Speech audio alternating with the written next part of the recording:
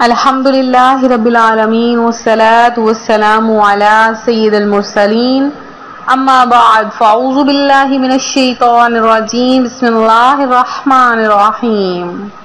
روحانی وظائف کے تمام معزز ناظرین کو السلام علیکم۔ روحانی وظائف چینل لایا آپ کے لیے ماہ سفر المظفر کا بہت ہی خاص ترین وظیفہ، چونکہ یکم سفر کے دن ہی سفر کی پہلی جمعرات آ چکی ہے، اور یہ دن بہت زیادہ فضیلتوں والا دن ہے، کیونکہ اگر مہینے کی پہلا دن ہی جمعرات سے شروع ہو جائے تو اس دن جیسا کوئی ثانی نہیں ہوتا۔ ثانی سے مراد کہ اس جیسا کوئی بھی دن نہیں ہوتا۔ چونکہ ماہ سفر بہت زیادہ عقیدتوں اور برکتوں والا مہینہ ہے، تو جو یہ کہتے ہیں کہ سفر کا مہینہ منحوس ہے تو وہ انتہائی جہالت کے آخری زمرے میں شمار ہوتے ہیں۔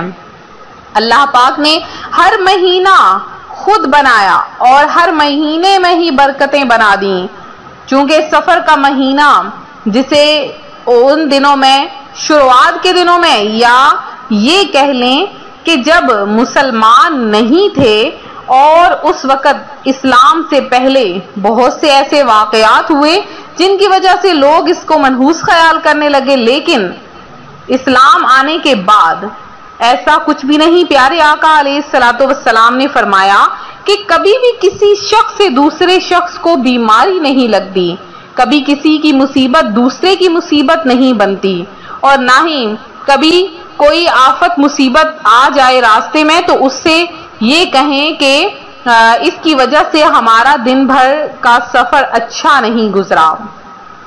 تو سفر المظفر کے بہت سے واقعات ہیں۔ 20 سفر جو کہ بہت زیادہ عقیدت کا دن ہے، اس دن داتا گنج بخش حضرت سید علی بن عثمان حجویری رحمت اللہ علیہ کا عرس مبارک ہے۔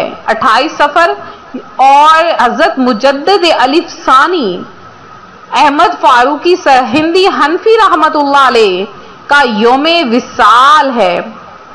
حضور نبی کریم صلی اللہ علیہ وآلہ وسلم 1600 صحابہ کے ساتھ مدینہ منورہ سے خیبر کی طرف روانہ ہوئے اور خیبر کے 20,000 یہودیوں سے مقابلہ فرمایا۔ اس جنگ میں 93 یہودی مارے گئے، جبکہ 15 صحابہ کرام رضی اللہ تعالی عنہم نے شہادت کا رتبہ فرمایا۔ نبی کریم صلی اللہ علیہ وآلہ وسلم نے خیبر فتح کرنے کے لیے حضرت علی المرتضیٰ رضی اللہ تعالی عنہ کو جھنڈا عطا فرمایا۔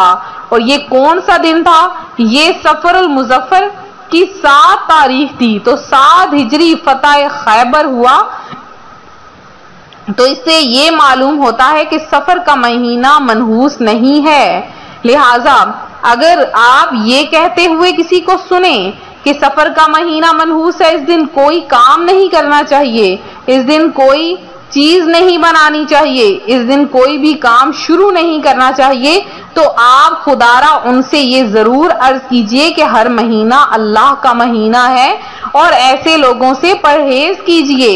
پیارے آقا صلی اللہ علیہ وآلہ وسلم نے فرمایا کہ قیامت کے قریب ایک ایسا وقت آئے گا کہ لوگ حق بات کہنے سے ڈریں گے، تو ایسے لوگوں میں ہرگز شمار نہ ہوئیے کہ جو حق بات کہنے سے ڈرتے ہیں۔ آج کل کا زمانہ آ چکا ہے کہ اگر کوئی ہمارے سامنے سچی بات کہتا ہے تو ہم خاموش رہتے ہیں، اسے داد تحسین نہیں دیتے، لیکن اگر کوئی بری بات کہتا ہے تو آنکھیں موند لیتے ہیں اور خاموشی اختیار کر لیتے ہیں، اس لیے کہ ہمیں کیا ضرورت ہے اس سے لڑائی جھگڑا کرنے کی۔ تو روحانی وظائف کے پیارے پیارے اور معزز ترین ناظرین، آپ جس گھڑی جس جگہ پر بیٹھے ہیں اور جہاں پر بیٹھے ہیں جہاں پر غلط بات ہو رہی ہے، وہ لمحہ وہ وقت لکھ لیا جائے گا، اور کل بروز قیامت اس کا عذاب بھی بہت زیادہ سخت ہوگا، جو کہ ہم سے برداشت بھی نہیں ہوگا، کیونکہ یکم سفر المظفر جمعرات کا مبارک بابرکت ترین دن ہے۔ اس دن آج روحانی وظائف چینل آپ کے لیے بہت ہی خاص ترین عمل لے کر حاضر ہوا ہے۔ آج کا عمل بہت ہی خاص ہونے والا ہے، کیونکہ جمعرات کا دن ہے۔ جمعرات کے دن پیارے آقا علیہ الصلوۃ والسلام کا فرمان ہے کہ جو کوئی جمعرات کے دن مجھ پر کثرت کے ساتھ درود پاک پڑھتا ہے تو فرشتے سونے اور چاندی کے قلم سے اس کا درود پاک لکھ کر مجھ تک پہنچاتے ہیں۔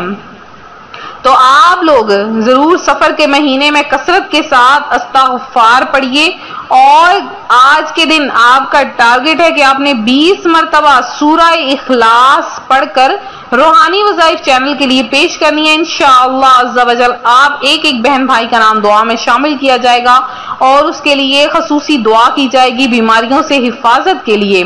تو آج روحانی وظائف جو چینل وظیفہ لے کر آپ کے لیے حاضر ہوا ہے، وہ کون سا وظیفہ ہے؟ وہ صرف اللہ پاک کے 2 ناموں پر مشتمل وظیفہ ہے۔